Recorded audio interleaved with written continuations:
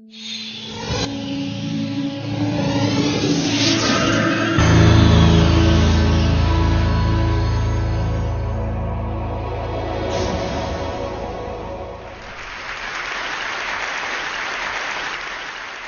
a storyteller, and I would like to tell you a few personal stories about what I like to call the danger of the single story. I grew up on a university campus in eastern Nigeria. My mother says that I started reading at the age of 2, although I think 4 is probably close to the truth. So I was an early reader, and what I read were British and American children's books. I was also an early writer. And when I began to write at about the age of 7, stories in pencil with crayon illustrations that my poor mother was obligated to read, I wrote exactly the kinds of stories I was reading. All my characters were white and blue-eyed.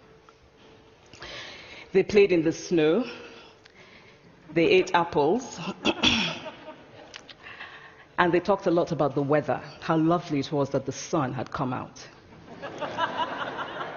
Now, this despite the fact that I lived in Nigeria. I had never been outside Nigeria. We didn't have snow. We ate mangoes. And we never talked about the weather because there was no need to.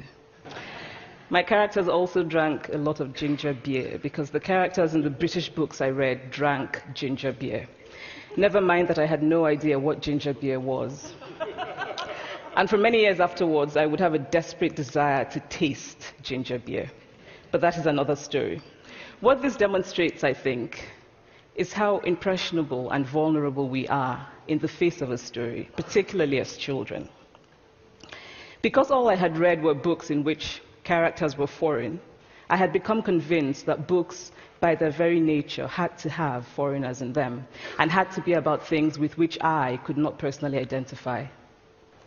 Now, things changed when I discovered African books. There weren't many of them available, and they weren't quite as easy to find as the foreign books. But because of writers like Chinua Achebe and Kamaralaye, I went through a mental shift in my perception of literature. I realized that people like me, girls with skin the color of chocolate, whose kinky hair could not form ponytails, could also exist in literature. I started to write about things I recognized.